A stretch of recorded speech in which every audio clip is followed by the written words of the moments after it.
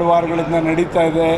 ನಾವು ವಿರೋಧ ಪಕ್ಷದವರಾಗಿ ನಾವು ಇಲ್ಲಿ ಕಾಲನ ವ್ಯರ್ಥ ಮಾಡಬಾರ್ದು ಅಂತಕ್ಕಂಥ ದೃಷ್ಟಿಯಿಂದ ಸಾಕಷ್ಟು ಸಹಕಾರವನ್ನು 2 ವಿರೋಧ ಪಕ್ಷದವರು ಕೊಟ್ಟಿದ್ದೇವೆ. ಆದರೆ ಈ ಆಡಳಿತ ಪಕ್ಷದವರೇ ಕೂಡ ಅದನ್ನು ಸಮರ್ಪಕವಾಗಿ ಚರ್ಚೆಗೆ ಅವಕಾಶವನ್ನು ಮಾಡೋದು ಸಂದರ್ಭದಲ್ಲಿ ಬೇರೆ ಬೇರೆ ವಿಷಯಾಂತರಗಳನ್ನ ಮಾಡಿಕೊಂಡು ಇವತ್ತು ಸದನವನ್ನು ಸರಿಯಾದ ರೀತಿಯಲ್ಲಿ ನಡೆಸೋಕ್ಕೆ ಬಿಡ್ತಾ ಇಲ್ಲ. ಇವತ್ತು ತುಂಬ ಒಂದು ಗಂಭೀರವಾದ ವಿಚಾರ ಇವತ್ತು ಚರ್ಚೆ ಆಗ್ತಿದ್ದಂಥದ್ದು ಬಾಣಂತಿಯರ ಸಾವು ಬಗ್ಗೆ.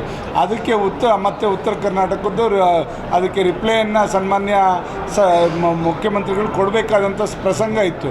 ಇದನ್ನು ಹಾಳು ಮಾಡೋ ದೃಷ್ಟಿಯಿಂದ ಇವತ್ತು ಕೇಂದ್ರದಲ್ಲೇನೋ ನಡೆದಿರ್ತಕ್ಕಂಥದ್ದನ್ನ ಇಲ್ಲಿ ಎತ್ಕೊಂಡು ಅದನ್ನು ನಮ್ಮ ಕಾಲಹರಣ ಮಾಡ್ತಾ ಇರ್ತಕ್ಕಂಥದ್ದು ಸರಿಯಲ್ಲ. ಇದೆಲ್ಲ ಇವರು ಸರಿಯಾದ ರೀತಿಯಲ್ಲಿ ನಡಿಬಾರ್ದು, ಇವ್ರು ಮಾಡಿರ್ತಕ್ಕಂಥ ಉಳುಕುಗಳು ಯಾವುದು ಈಚೆ ಬರಬಾರ್ದು ಅಂತಕ್ಕಂಥ ದೃಷ್ಟಿಯಿಂದ ಈ ಥರ ಮಾಡ್ತಾ ಇದ್ದಾರೆ. ಇವತ್ತು ಬಾಣಂತಿಯರ ಸಾವು ಎಲ್ಲ ಕಡೆ ನಮ್ಮ ವಿರೋಧ ಪಕ್ಷದ ನಾಯಕರು ಹೇಳಿದ ರೀತಿಯಲ್ಲಿ ಬಳ್ಳಾರಿ ಒಂದೇ ಅಲ್ಲ, ಬಳ್ಳಾರಿ, ರಾಯಚೂರು ಎಲ್ಲ ಭಾಗದಲ್ಲೂ ಇದೆ. ಈಗೇನು ಸತ್ತಿರ್ತಕ್ಕಂಥವರೆಲ್ಲ ಚಿಕ್ಕ ಹೆಣ್ಮಕ್ಳೇ ಮೊದಲನೇ ಏನು ಬಾಣಂತಿ ಸಂದರ್ಭದಲ್ಲೇ ತೀರ್ಕೊಂಡಿರ್ತಕ್ಕಂಥದ್ದು. ಅದರಲ್ಲಿ ಒಂದು ಮಹಿಳೆ ನಮ್ಮಲ್ಲಿ ನಡೆದಂಥ ಮೊನ್ನೆ FDA ಎಕ್ಸಾಮ್ ಬರೆದು 97% ಇತ್ತು. ಆ ಮಗು ಪಾಸ್ ಆಗಿದೆ. ಅಂಥ ಹೆಣ್ಮಗು ಇವತ್ತು ಸಾವನ್ನಪ್ಪಿದೆ. ಅವ್ರ ಜೀವನದ ಗತಿ ಏನು? ಅವ್ರ ಮಕ್ಕಳು ಈಗ ಪಾಲನೆ ಪೋಷಣೆಗೆ ಈಗ ಚಿಕ್ಕ ವಯಸ್ಸಲ್ಲೇ ಮಕ್ಕಳು ಸಾಕೋರು ಯಾರು? ಇದೆಲ್ಲದನ್ನು ಕೂಡ ಆಲೋಚನೆ ಮಾಡಬೇಕು.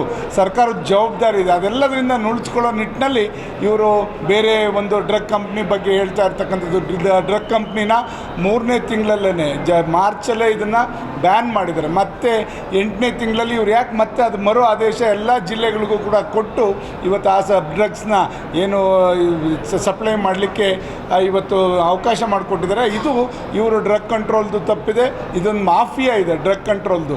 ಅದನ್ನು ಇವರೆಲ್ಲರೂ ಕೂಡ ಬೆಂಬಲಿಸ್ತಾ ಇದ್ದಾರೆ. ಅದರಿಂದ ಇದಕ್ಕೆ ಸರ್ಕಾರ ಹೊಣೆ ಇದೆ. ನಮ್ಮ ಇವತ್ತು ಜೀವಗಳೇನು 8-10 ಜನ ಇದರಿಂದ ಸಾವತ್ತಿದ್ದಾರೆ. ಪ್ರತಿ ತಿಂಗಳಿಗೆ ಸುಮಾರು 60ರಿಂದ 100 ಜನ ಬಳ್ಳಾರಿ ಆಸ್ಪತ್ರೆಯಲ್ಲಿ ಡೆಲಿವರಿ ಮಾಡಿಸ್ಕೊಂಡು ಹೋಗ್ತಾ ಇದ್ದಂಥದ್ದು.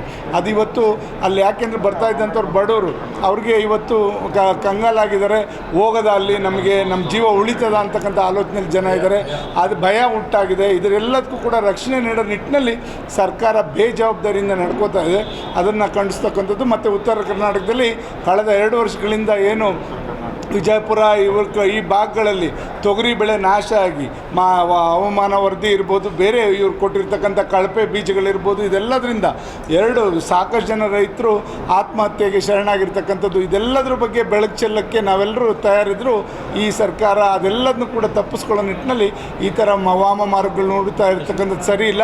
ಆದ್ದರಿಂದ ಇದೆಲ್ಲದನ್ನು ಕೂಡ ನಾವು ಖಂಡಿಸಿ ಈ ಸರ್ಕಾರ ಸರಿಯಾದ ರೀತಿಯಲ್ಲಿ ನಡ್ಕೋತಾ ಇಲ್ಲ, ಬೇಜವಾಬ್ದಾರಿತನ ತೋರ್ತಾ ಇರ್ತಕ್ಕಂಥದ್ದಕ್ಕೆ ನಮ್ಮ ಖಂಡನೆ ಇದೆ ಅಂತ ಹೇಳಲಿಕ್ಕೆ ಬಯಸ್ತೀನಿ.